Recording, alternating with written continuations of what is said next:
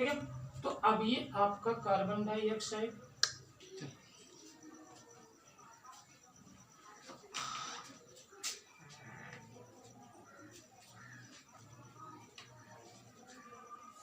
Good morning students, today I explain about this chapter first, the living world.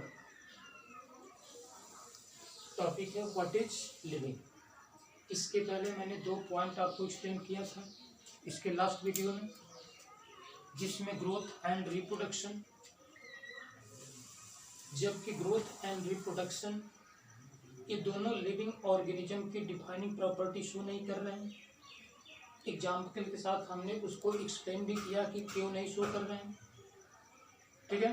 तो इसलिए growth और reproduction को हम defining property of living organism नहीं बोलेंगे। अब कंडीशन आ रही है आपका जो है मेटाबॉलिज्म एंड कॉन्शियसनेस। मेटाबॉलिज्म और कॉन्शियसनेस ये दोनों जो है लिविंग की डिफाइनिंग प्रॉपर्टी शो करते हैं, ठीक है। क्योंकि मेटाबॉलिज्म लिविंग में होता है, नॉन लिविंग में नहीं होता है। कॉन्शियसनेस भी लिविंग में होता है, नॉन लिविंग में नहीं होता है, ठीक है। तो इसमें जो है आपका मेटाबॉलिज्म और कॉन्शियसनेस ये डिफाइनिंग प्रॉपर्टी को शो करते हुए ये नॉन एक्सेप्शनल प्रॉपर्टी है, इसमें कोई एक्सेप्शन नहीं मिलेगा, ठीक है। इसमें कि अब जो है सबसे पहले हम बात करते हैं मेटाबॉलिज्म की। और मेटाबॉलिज्म की डिफिनीशन पहले देखते हैं हम लोग। Metabolism is the biochemical reaction.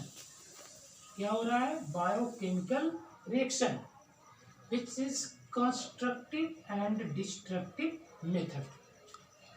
Constructive का मतलब होता है सिंथेसिस एंड डिस्ट्रक्टिव का मतलब होता है लाइसिस, ठीक है। तो जिनमें दोनों प्रोसेस क्या हो प्रेजेंट, ठीक है। एक और डेफिनेशन हम दे सकते हैं,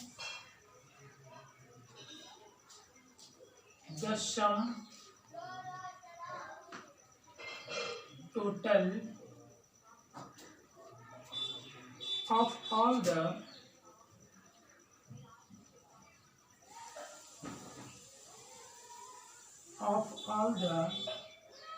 the sum of the total of all the chemical reaction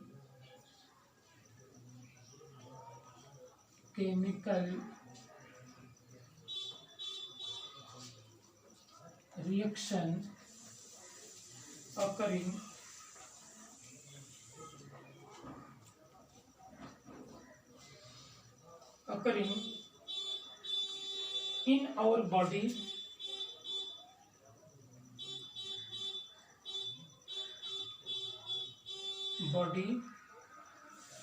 called metabolism,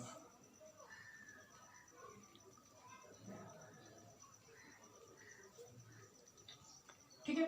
तो जितने केमिकल रिएक्शन होते हैं, बायोकेमिकल रिएक्शन होते हैं, वो कहाँ पे होते हैं? लिविंग ऑर्गेनिज्म के अंदर होते हैं, ठीक है। तो उसको भी हम कह सकते हैं कि ये हमारा क्या है? एक डिफाइनिंग प्रॉपर्टी है। मेटाबॉलिज्म की डिफिनीशन है ये। तो 2 डिफिनीशन यहाँ पर प्रेजेंट है, एक जो है ये डिफिनीशन है और सेकंड जो है ये डिफिनीशन है। 2 तरह की डिफिनीशन मिल गई, ठीक है। और दोनों का पर्पस एक ही है, क्योंकि दोनों ये कमेंट जो होते हैं मेटाबॉलिज्म को डिफाइन करते हैं, ठीक है। अब इसे मान लीजिए कि मेटाबॉलिज्म जो है एक कंस्ट्रक्टिव एंड डिस्ट्रक्टिव मेथड है। एग्जाम्पल के तौर पे देखते हैं, तो ये आपका CO2 प्लस H2O। अब ये फोटोसिंथेसिस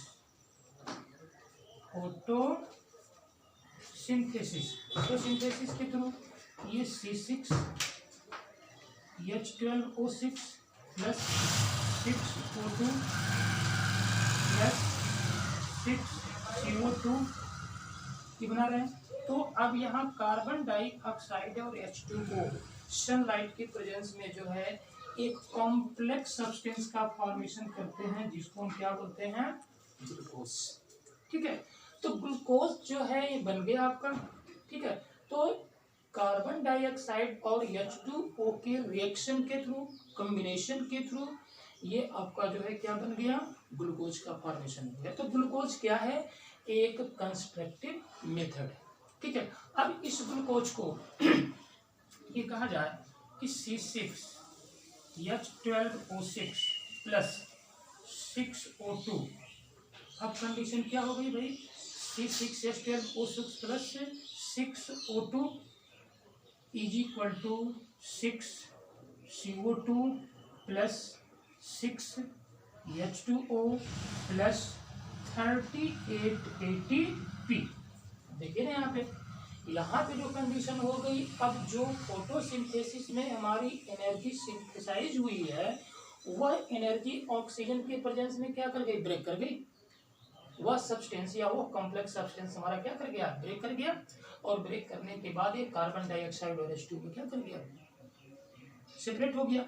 सेपरेट जब हुआ ये ग्लूकोज तो यहाँ पर क्या बना, 38 ATP जनरेट हो गई, ठीक है, एनर्जी मिल गई।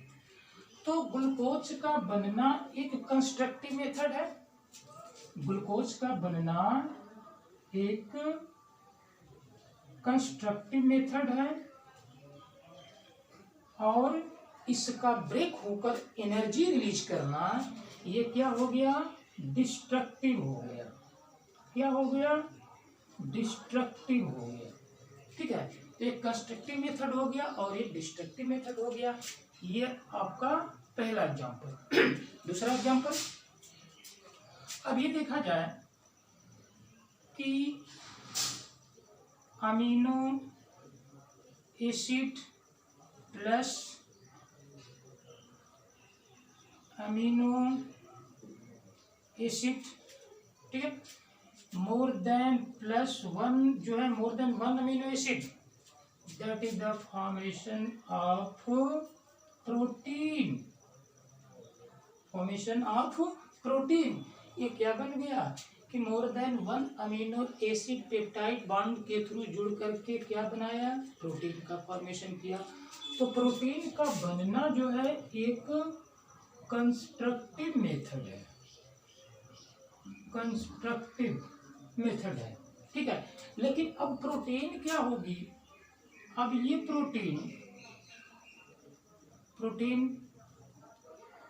अब ये ब्रेक हो जाएगी किसमें, अमीनो एसिड में, ठीक है। तो ये क्या हो गई, ये आपका जो है डिस्ट्रक्टिव मेथड हो गया, ठीक है, डिस्ट्रक्टिव मेथड हो गया, ठीक है। एक constructive method and destructive method. तो इस तरह के जितने भी लिविंग ऑर्गेनिज्म होते हैं इन सब में जो होता है इस तरह के सारे प्रोसेस होते हैं, बायोकेमिकल रिएक्शन होते हैं। क्या ये सभी प्रोसेस जो है किसी नॉन लिविंग ऑर्गेनिज्म के अंदर होने की पॉसिबिलिटी है, नहीं, ठीक है। इसलिए metabolism is the defining property of living organism, understand. तो अब कंडीशन है कि अब इसमें कुछ कंडीशन होता है कि अब यहां से आपका कि सेलुलर ऑर्गेनाइजेशन भी हम लोग देखते हैं कि एक सेल जो होती है दूसरी सेल से मिल करके एक टिश्यू का फॉर्मेशन कर लेती है, और टिश्यू में जो होता है सेल के अंदर टिश्यू के कैरेक्टर नहीं हो सकते, किसी ऑर्गेनेल्स के अंदर किसी जो है बॉडी के किसी सिस्टम की प्रॉपर्टी नहीं हो सकती, ठीक है, क्योंकि यहाँ पर कार्बन के पास कोई ग्लूकोज की तो प्रॉपर्टी नहीं है ना, क्योंकि ये क्या है, मॉलिक्यूल है, और ये भी क्या है, मॉलिक्यूल है ऑक्सीजन, हाइड्रोजन भी मॉलिक्यूल है और ऑक्सीजन भी मॉलिक्यूल है। लेकिन दोनों के अंदर जब ये दोनों के साथ क्या हो गया, रिएक्शन हो गया, तो अब क्या हो गया, अब उस तरह की प्रॉपर्टी किसके अंदर मिलने लगी, अब यहाँ पर इस कंपाउंड के अंदर मिलने लगी, ठीक है। तो इस तरह की पोजीशन होती है आपका, इसे प्रोकैरियोटिक से लेकर के यूकैरियोटिक, यूनिसेलुलर से लेकर के multicellular organism, higher organism से लेकर के लोअर ऑर्गेनिज्म, हायर प्लांट से लेकर के लोअर प्लांट, जितने भी ऑर्गेनिज्म होते हैं इनमें सभी में क्या होता है, मेटाबॉलिज्म देखने को मिलता है, ठीक है। और मेटाबॉलिज्म जो है यदि न हो तो आप जो है अपनी बॉडी को मेंटेन नहीं कर सकते, और ना ही आपको बॉडी को किसी भी सेल्स के किसी भी ऑर्गन को न एनर्जी प्रोवाइड होगी, एनर्जी भी प्रोवाइड नहीं होगी। जब एनर्जी प्रोवाइड नहीं होगी तो आपके बॉडी के अंदर जो सेल डैमेज हो रहे हैं उनकी रिपेयरिंग कैसे होगी, इम्पॉसिबल है, ठीक है। इसलिए मेटाबॉलिज्म का होना क्या है, जरूरी है। और यह मेटाबॉलिज्म केवल किसके अंदर देखा गया है, लिविंग ऑर्गेनिज्म के अंदर देखा गया है, नॉन लिविंग ऑर्गेनिज्म के अंदर नहीं देखा गया है। इसलिए metabolism is the defining property of living organism, ठीक है, एंड नॉन एक्सेप्शनल। इसमें कोई एक्सेप्शन नहीं मिलेगा, न मेटाबॉलिज्म में एक्सेप्शन मिलेगा और ना ही आपका जो है कॉन्शियसनेस में एक्सेप्शन मिलेगा, ठीक है। दोनों कंडीशन ये होती है कि इनमें किसी में आपको एक्सेप्शन नहीं मिल सकता, ठीक है। तो मेटाबॉलिज्म को हम लोग डिटेल पढ़ेंगे जब हम बायोमॉलिक्यूल्स की बात करेंगे, ठीक है। बायोमॉलिक्यूल्स में तब इसको डिटेल हम पढ़ेंगे कि भाई मेटाबॉलिज्म भी, तो आपको ये देखना है कि इस तरह की डिफाइनिंग प्रॉपर्टी जो लिविंग में हो रही है वो नॉन लिविंग में नहीं हो रही है। यदि ये भी कंडीशन एक नॉन लिविंग में होती तो मेटाबॉलिज्म भी हमारा जो है डिफाइनिंग प्रॉपर्टी नहीं माना जाता, किसी लिविंग ऑर्गेनिज्म की डिफाइनिंग प्रॉपर्टी नहीं माना जाता। लेकिन क्या ये सारे प्रोसेस जो है किसी नॉन लिविंग के अंदर होते हैं, नहीं, ठीक है। अब ग्रोथ की हमने बात किया, रिप्रोडक्शन की बात किया, रिप्रोडक्शन में एक पेरेंट बॉडी जो है 2 डॉटर सेल का फॉर्मेशन कर लेती है, उसमें 4 डॉटर सेल का फॉर्मेशन कर लेती है। तो अब क्या हुआ, एक स्टोन को ले लिया गया, उसको हैमर कर दिया, ये भी तो कई पार्टों में डिवाइड हो गया, तो दोनों में प्रॉपर्टियां पाई गई। इसलिए ग्रोथ और रिप्रोडक्शन डिफाइनिंग प्रॉपर्टी नहीं है लिविंग ऑर्गेनिज्म की, जबकि ये मेटाबॉलिज्म और कॉन्शियसनेस क्या है, डिफाइनिंग प्रॉपर्टी है किसकी, लिविंग ऑर्गेनिज्म की। अंडरस्टैंड। दूसरी कंडीशन आती है आपका कॉन्शियसनेस, ठीक है। अब कॉन्शियसनेस में आप, ठीक है, तो अब ये मेटाबॉलिज्म में क्या है, डिफाइनिंग प्रॉपर्टी, ठीक है। अब नेक्स्ट जो कंडीशन आ रही है वो कॉन्शियसनेस।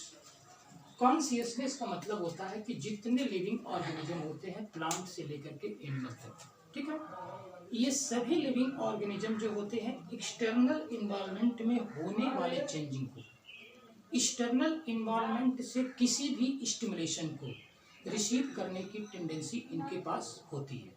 इनके पास सेल्फ कॉन्शियसनेस होता है, अंडरस्टैंड, सेल्फ कॉन्शियसनेस होता है। इसलिए consciousness is the defining property of living organism, ठीक है। Property of tissue is not present into cell. अब कहा जाए कि भाई किसी भी लिविंग ऑर्गेनिज्म जो होता है, क्योंकि कोई भी ऑर्गेनिज्म, क्या कंडीशन होती है कि किसी भी लिविंग ऑर्गेनिज्म जो होता है वो सेल से बना होता है, यूनिसेलुलर हो चाहे वो मल्टी सेलुलर हो, ठीक है। लेकिन cell group of cell that is known as tissue. अब इसे एग्जाम्पल के तौर पर एनसीईआरटी आपको बता रहे हैं कि कोई ऐसा पेशेंट है, ठीक है, जो हॉस्पिटलाइज है, उसके हार्ट और लंग्स को जो है मशीन के थ्रू सपोर्ट किया जा रहा है, लेकिन उसका ब्रेन जो है डेड है, वो कोमा में चला गया है। तो क्या इस तरह के व्यक्ति को आप लिविंग कहेंगे कि नॉन लिविंग कहेंगे? ये क्वेश्चन एनसीईआरटी पूछ रही है, ठीक है, कि कोई भी पेशेंट जो है कोमा में चला गया है और कोमा में जाने के बाद उसको मशीन के द्वारा आर्टिफिशियल तरीके से जो है उसके लंग्स और हार्ट को क्या किया जा रहा है, सपोर्ट किया जा रहा है, लेकिन ब्रेन तो ऑलरेडी क्या कर गया, उसका डेड हो गया। तो जब डेड हो गया ब्रेन, तो क्या किसी भी सेल्फ स्टिमुलेशन को, सेल्फ कॉन्शियसनेस की कंडीशन होगी? एक्सटर्नल इन्वॉल्वमेंट में होने वाले चेंजिंग, एक्सटर्नल इन्वॉल्वमेंट में होने वाले इस तरह की जो है सब्सटेंस, ठीक है, तो उस तरह की कंडीशन जो है क्या उसको रिसीव करने की टेंडेंसी मिलेगी? अंडरस्टैंड। आप देखते हैं कि कोई व्यक्ति भी कोमा में चला जाता है, तो यदि उसके पास जाते हैं आप, तो बस वो देखता रहता है और उसके हार्ट और लंग्स को सपोर्ट कर दिया जाता है, लेकिन उससे ये पूछा जाए कि मैं कौन हूँ, तो वो ये नहीं बता सकता। तो जब ये नहीं बता सकता है कि तुम कौन हो, क्या नाम है, कहाँ से आए हो, इसका मतलब उसका ब्रेन डेड हो चुका है। और जब ब्रेन डेड हो गया तो उसको हम लिविंग और नॉन लिविंग इन दोनों में से किसको कहेंगे? ये दोनों की लिंक कह देंगे। ऐसी तो कोई कंडीशन है नहीं कि in between link of living and non living, those type of patient. उस तरह का पेशेंट जो होता है क्या है, एक तरह से लिविंग और नॉन लिविंग दोनों के बीच की लिंक है, ऐसा तो हम कह नहीं सकते। है तो ह्यूमन जिसमें सेल्फ कॉन्शियसनेस है, किसी रीजन बस जो है उसका ब्रेन क्या कर गया, हैमर्ड हो गया, ब्रेन जो है डेड हो गया और वह व्यक्ति जो है क्या कर गया, कोमा में चला गया। कोमा में जाने का मतलब कि ब्रेन डेड हो गया। जो व्यक्ति कोमा में जाता है बहुत 1% या 0.1% पॉसिबिलिटी होती है उसकी लिविंग होने की, ठीक है, क्योंकि वो किसी भी स्टिमुलेशन को रिसीव नहीं कर सकता है। एक्सटर्नल इन्वॉल्वमेंट के अगेंस्ट जो चेंजिंग हो रही है उसके अगेंस्ट वो वर्क नहीं कर रहा है, अपनी बॉडी को सपोर्ट नहीं कर रहा है, ठीक है। तो इस तरह के कंडीशन में उस तरह का व्यक्ति जो होगा उसको लिविंग कहेंगे कि नॉन लिविंग कहेंगे। इसको आप जो है अपने ग्रुप में कमेंट करके हमें बताइएगा। अंडरस्टैंड कि यदि कोई व्यक्ति कोमा में चला गया और उसके जो है लंग्स और हार्ट को आर्टिफिशियल तरीके से सपोर्ट किया जा रहा है, ब्रेन डेड हो चुका है, तो उस व्यक्ति को हम लिविंग कहेंगे कि नॉन लिविंग कहेंगे, क्योंकि इसके पहले हम सारी प्रॉपर्टी में बता चुका हूँ। अंडरस्टैंड। दूसरी कंडीशन ये आती है कि property of tissue is not present into the cell, कि किसी लिविंग ऑर्गेनिज्म में एक सेल ये सेल है, तो सेल जो है क्या है, एक सिंगल है, क्योंकि हम मल्टीसेलर हैं, कोई ऑर्गेनिज्म यूनिसेलर होता है, ठीक है। तो इनमें क्या टिश्यू की प्रॉपर्टी होगी, ये टिश्यू की प्रॉपर्टी क्या इस सेल के अंदर होगी? इम्पॉसिबल, ठीक है, क्योंकि इस सेल के अंदर जो है टिश्यू की प्रॉपर्टी नहीं बन सकती। इसलिए नहीं बन सकती क्योंकि tissue is the group of cell, ठीक है। Tissue is the group of cell. अब देखिए ना, यहाँ पे जो है आप ये कहा जाए कि सेल, और सेल से क्या बन गया, टिश्यू, और टिश्यू से क्या बन गया, ऑर्गन, ऑर्गन से क्या बन गया, एक ऑर्गेनिज्म, ठीक है। ऑर्गन से क्या बन गया, एक ऑर्गेनिज्म में, तो group of cell that is known as tissue. और सभी टिश्यू मिलकर के क्या बनाते हैं, किसी पर्टिकुलर ऑर्गन का फॉर्मेशन करेंगे, तो उसमें जो है टिश्यू की प्रॉपर्टी चली जाएगी, क्योंकि ऑर्गन का फॉर्मेशन हो गया, और सभी ऑर्गन सपोर्ट करके क्या करते हैं, किसी लिविंग ऑर्गेनिज्म का फॉर्मेशन करते हैं। अंडरस्टैंड। तो एक दूसरे की प्रॉपर्टी जो होगी, अब कहा जाए कि टिश्यू की प्रॉपर्टी सेल के अंदर है, इम्पॉसिबल है। किसी ऑर्गेनल्स की प्रॉपर्टी उसके जो है पूरे पर्टिकुलर उसके लिविंग ऑर्गेनिज्म की प्रॉपर्टी उसके पास हो, इम्पॉसिबल है, ठीक है, क्योंकि सभी ऑर्गेनल्स मिलेंगे तो एक सिस्टम का फॉर्मेशन करेंगे, और सब सिस्टम मिलकर के तब ये किसी जो है बॉडी की एनवायरमेंट के अगेंस्ट आपकी बॉडी को रिस्पांस दिलाएंगे। अंडरस्टैंड। अब कंडीशन आती है यहाँ पर कि सेल्फ कॉन्शियसनेस, जैसे अब किसके पास है, ह्यूमन, ह्यूमन का एग्जांपल ले लीजिए कि ह्यूमन के पास जो है एक सेल्फ कॉन्शियसनेस है। All living organism present past future link to each other, interlink to each other, एक दूसरे से इंटरलिंक हुए, चाहे वो आपका प्रेजेंट की कंडीशन है जो चल रहा है, पास्ट की कंडीशन है जो बीत चुका है, और फ्यूचर की जो कंडीशन है जो आने वाला है, ठीक है। ये दोनों तीनों पॉइंट जो होते हैं, इसमें एक लिविंग ऑर्गेनिज्म की प्रॉपर्टी है जो कि एक दूसरे से इंटरलिंक है, कि प्रेजेंट में क्या थे, पास्ट में क्या रहे होंगे, और फ्यूचर में क्या होने वाला है, ठीक है। उस तरह से एक जो है पूरे लाइफ की ओरिजिन की बातें कर रहा है, ठीक है, कि लिविंग ऑर्गेनिज्म में इस तरह की प्रॉपर्टी क्या होती है, देखने को मिलती है। अंडरस्टैंड।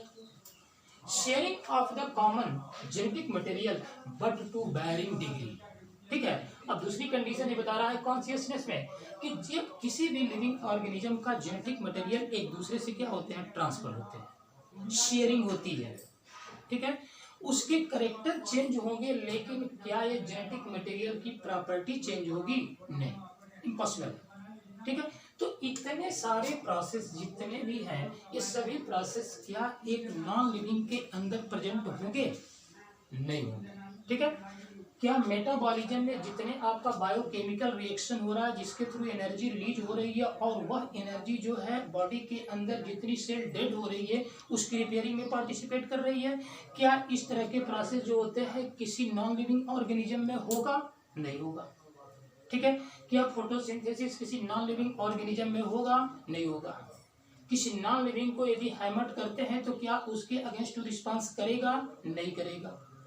अंडरस्टैंड। तो इस तरह की कंडीशन, तो कॉन्शियसनेस में क्या है, सेल्फ कॉन्शियसनेस में क्या कंडीशन है आपका, सेल्फ कंडीशन, और उसमें सेल्फ कॉन्शियसनेस, ये सबसे इंपॉर्टेंट पॉइंट है, सेल्फ कॉन्शियसनेस किसमें, ह्यूमन। ये हमने एग्जाम्पल लिखा है, ह्यूमन बीइंग के अंदर सेल्फ कॉन्शियसनेस, जिसमें कि किसी स्टिमुलेशन को रिसीव करके उसके अगेंस्ट अपनी बॉडी को रिस्पांस दिलाता है।